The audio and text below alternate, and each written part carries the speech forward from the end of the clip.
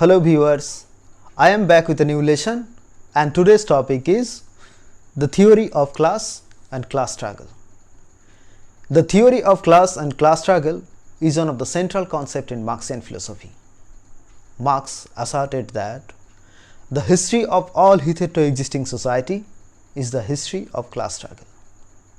At every stage of history, man has been divided into two classes, the oppressors and the oppressed. During the various phases of human history, these classes have been the masters and slave, the lord and serf, the masters and journeyman, etc. In modern times, these classes are the capitalist and the workers. As the interests of these two classes have been hostile to each other, there has been a constant frictions and fight between these two classes, which resulted in the revolutionary reconstitution of the society at large, or in common, the ruin of the contradictory classes. Okay, let's go for detail. প্রথমে আমরা জানব শ্রেণী বলতে কি বোঝায়। Lenin তার the great beginning গ্রন্থে শ্রেণীর সংজ্ঞা দিয়েছেন। The definition given by Lenin is a bit lengthier, but don't worry, I am here. I will explain it and make it easy for you. Okay, let's see the definition. Lenin বলেছেন, classes are large group of people differing from each other by the place they occupy in a historically determined system of production, by their relation to the means of production, by their role in the social organization of labor, and consequently by the dimensions and the mode of acquiring the share of social wealth of which they dispose. Lenin এই সংজ্ঞাটির মাধ্যমে বলেছেন, শ্রেণী বলতে বোঝায় সেই সমস্ত বৃহৎ জনগোষ্ঠীকে যারা একে অপরের থেকে আলাদা, এবং লেনিন চারটি দিকের উল্লেখ করেছেন, চারটি ক্রাইটেরিয়ার উল্লেখ করেছেন, যে ক্রাইটেরিয়ার ভিত্তিতে শ্রেণীগুলো একে অপরের থেকে আলাদা। এই চারটি দিকগুলি কি কি? এই চারটি দিকগুলি সম্পর্কে আমরা জানলেই লেনিনের সংজ্ঞাটি সম্পর্কে আমাদের পূর্ণ ধারণা তৈরি হবে। এক নম্বর ক্রাইটেরিয়া কি বলছে? By the place they occupy in a historically determined system of production, অর্থাৎ ঐতিহাসিকভাবে নির্ধারিত উৎপাদন ব্যবস্থায় তাদের অবস্থান। মানে শ্রেণীর অবস্থান কি, উৎপাদন ব্যবস্থায় তাদের অবস্থান কি, এই উৎপাদন ব্যবস্থায় তাদের অবস্থানের উপর শ্রেণীগুলো একে অপরের থেকে আলাদা। এখানে উল্লেখ করা হয়েছে ঐতিহাসিকভাবে নির্ধারিত। ঐতিহাসিকভাবে নির্ধারিত কথাটি উল্লেখ করা হয়েছে এই জন্য যে ইতিহাসে বিভিন্ন সমাজে বিভিন্ন ধরনের শ্রেণীর অস্তিত্ব লক্ষ্য করা যায়, বিভিন্ন সমাজে একই শ্রেণীর অস্তিত্ব লক্ষ্য করা যায় না, তাই এখানে ঐতিহাসিকভাবে নির্ধারিত কথাটি উল্লেখ করা হয়েছে। Next, by the relation to the means of production, অর্থাৎ উৎপাদনের উপকরণের সঙ্গে সম্পর্ক কি। আমরা ঐতিহাসিক বস্তুবাদের আলোচনায় দেখেছি উৎপাদনের উপকরণের যারা মালিক তারা হলো ডমিন্যান্ট ক্লাস, এবং যারা উৎপাদনের উপকরণের মালিকানা থেকে বঞ্চিত তারা হচ্ছে ডমিনেটেড ক্লাস। এইভাবে উৎপাদনের উপকরণের সঙ্গে সম্পর্কের ভিত্তিতেও ক্লাসগুলো একে অপরের থেকে আলাদা হয়ে থাকে। Next, by the role in the social organization of labour, অর্থাৎ সামাজিক শ্রম সংগঠনে তার ভূমিকা কী। সামাজিক শ্রম সংগঠনে যদি তার পুঁজি ব্যবহার হয় তাহলে সে হচ্ছে পুঁজিপতি, আবার যদি শ্রমের ব্যবহার হয়ে থাকে তাহলে সে হচ্ছে শ্রমিক। এইভাবে তাদের রোলের উপর সামাজিক শ্রম সংগঠনে তাদের ভূমিকার ভিত্তিতেও শ্রেণীগুলো একে অপরের থেকে আলাদা হয়ে থাকে। Next, and consequently by the dimensions and mood of acquiring the share of social wealth of which they dispose, অর্থাৎ সামাজিক সম্পদের অংশভোগী হওয়ার পদ্ধতি এবং তার অংশের পরিমাণ, কিভাবে সে সামাজিক সম্পদের অংশভোগ করে এবং তার পরিমাণ কত, তার ভিত্তিতেও শ্রেণীগুলো একে অপরের থেকে আলাদা হয়ে থাকে। যেমন কিছু শ্রেণী মুনাফা ভোগ করে থাকে, আবার কিছু শ্রেণী শুধুমাত্র মজুরি ভোগ করে থাকে। যারা মুনাফা ভোগ করে তারা হচ্ছে পুঁজিপতি, আবার অন্যদিকে যারা মজুরি ভোগ করে সে হচ্ছে শ্রমিক শ্রেণী। এইভাবে চারটি ক্রাইটেরিয়ার মাধ্যমে লেনিন শ্রেণীগুলোকে একে অপরের থেকে আলাদা হিসাবে চিহ্নিত করেছেন। লেনিনের এই সংজ্ঞা থেকে মূল যে বিষয়টা উঠে আসছে সেই কথাটা হলো, a class is a group of people sharing same position in the process of production. শ্রেণী বলতে একদল জনগণকে বোঝায় যারা উৎপাদন ব্যবস্থায় একই অবস্থানে থাকে।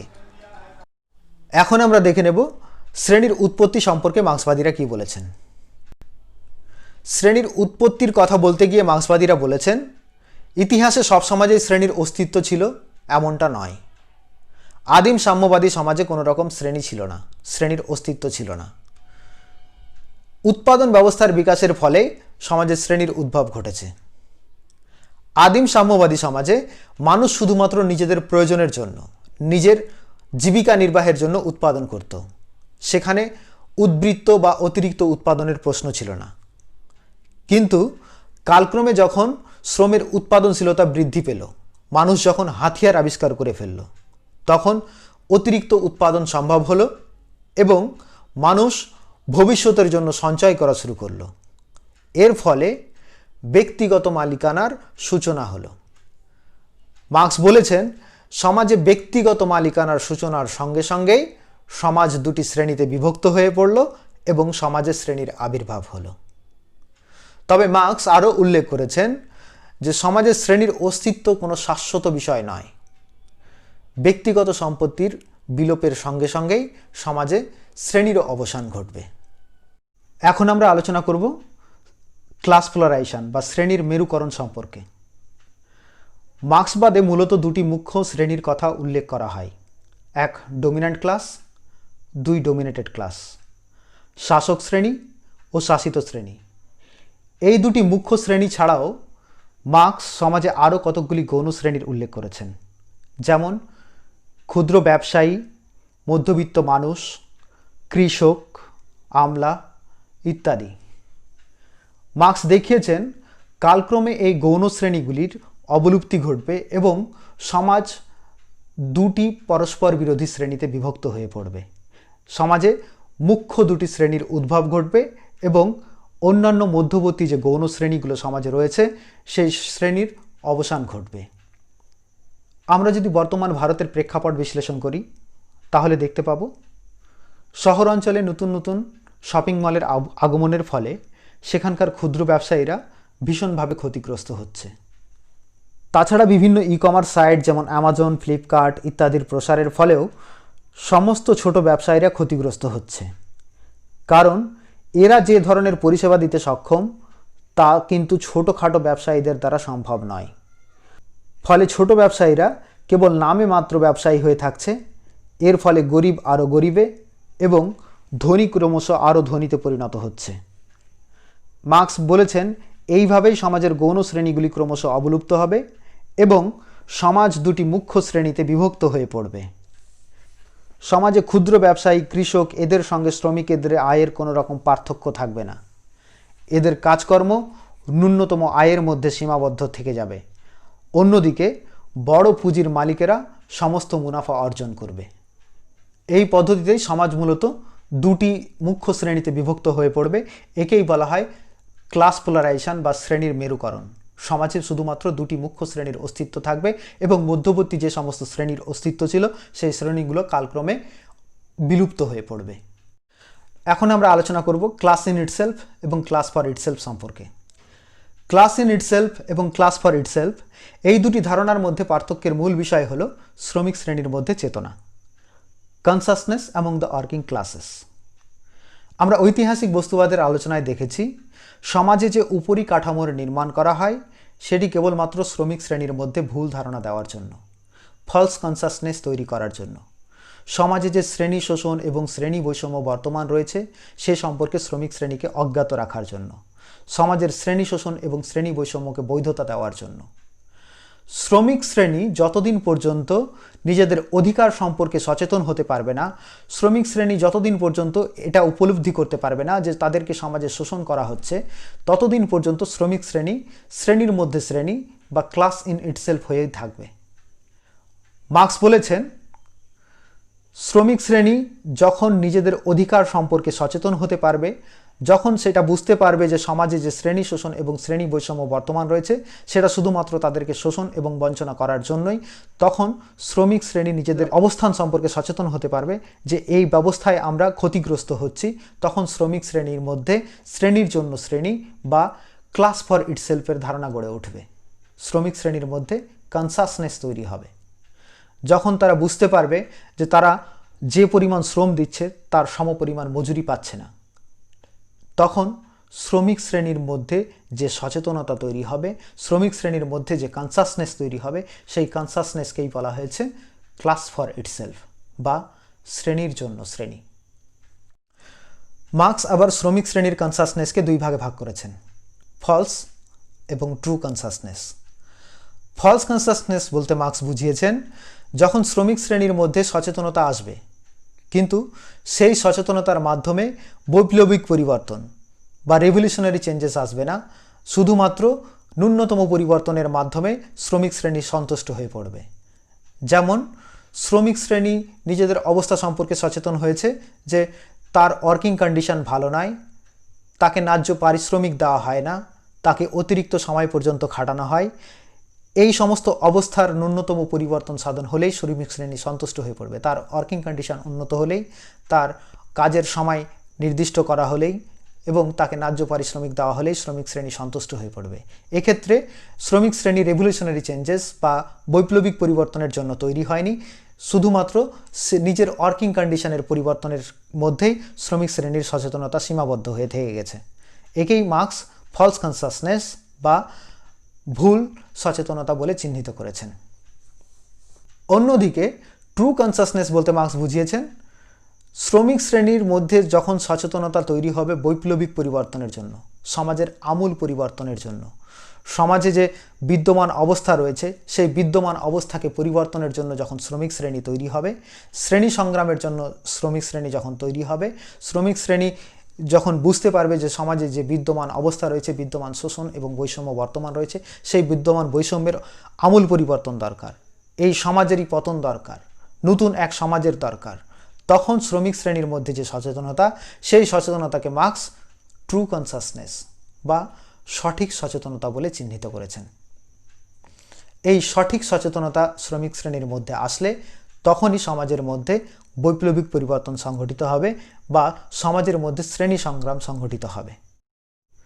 মার্কস বলেছেন শ্রমিক শ্রেণী যে পরিমাণ এবং যতটা সময় পর্যন্ত কাজ করে তার সমপরিমাণ মজুরি তাকে দেওয়া হয় না। এই ধরনের ঘটনা যখন দীর্ঘদিন সমাজে চলতে থাকে তখন শ্রেণী সংগ্রাম অনিবার্য হয়ে পড়ে। When the contradiction between these two classes reached at the peak and got matured, then class struggle became inevitable, and that leads to the emergence of a new mode of production. Marks বলেছেন যখন সমাজের দুটি পরস্পর বিরোধী শ্রেণীর মধ্যে দ্বন্দ্ব চূড়ান্ত পর্যায়ে পৌঁছায় এবং তা পরিণতি লাভ করে, তখন শ্রেণী সংগ্রাম অনিবার্য হয়ে পড়ে এবং এই শ্রেণী সংগ্রামের ফলে সমাজে নতুন উৎপাদন ব্যবস্থার সৃষ্টি হয়। মার্কস বিপ্লবের পরিণতির শর্ত বা ম্যাচিওর কন্ডিশনস অফ রেভলিউশন সম্পর্কে বলেছেন। মার্কস বলেছেন যে বিপ্লব সংঘটিত হওয়ার পূর্বে কতকগুলি অবস্থার সৃষ্টি হবে। এই অবস্থাগুলি কি কি? এক, ক্রিটিক্যাল মাস অফ ওয়ার্কার্স, একটি নির্দিষ্ট সংখ্যক শ্রমিক শ্রেণীকে ঐক্যবদ্ধ হতে হবে। এই নির্দিষ্ট সংখ্যাটা কত সেই সম্পর্কে যদিও মার্কস বলেনি, কিন্তু বলেছেন যে একটা নির্দিষ্ট সংখ্যক শ্রমিককে ঐক্যবদ্ধ হতে হবে। Next, network of communication among the workers, শ্রমিক শ্রেণীর মধ্যে যোগসূত্র করার জন্য একটা মাধ্যম থাকতে হবে যে মাধ্যমে শ্রমিক শ্রেণীরা ঐক্যবদ্ধ হবে। Next, awareness of a proper ideology, বর্তমানের যে পুঁজিবাদী ব্যবস্থা সেই পুঁজিবাদী ব্যবস্থার পতন ঘটিয়ে তারা যে সমাজ ব্যবস্থা প্রতিষ্ঠা করবে, অর্থাৎ সমাজতন্ত্র সম্পর্কে তাদেরকে অকিবহুল হতে হবে যে পুঁজিবাদের পর আমরা সমাজতান্ত্রিক সমাজ ব্যবস্থা প্রতিষ্ঠা করব, এই মতাদর্শ সম্পর্কে সচেতন হতে হবে। নেক্সট, লিডারশিপ, শ্রমিক শ্রেণীর মধ্যে যে মতাদর্শগত সচেতনতা তৈরি করবে সেই মতাদর্শগত সচেতনতা তৈরি করার জন্য লিডারশিপের প্রয়োজন বা নেতৃত্বের প্রয়োজন। এই নেতৃত্বের উৎপত্তি ঘটলে শ্রমিক শ্রেণীরা ঐক্যবদ্ধ হতে পারবে এবং মতাদর্শ সম্পর্কে সচেতন হতে পারবে।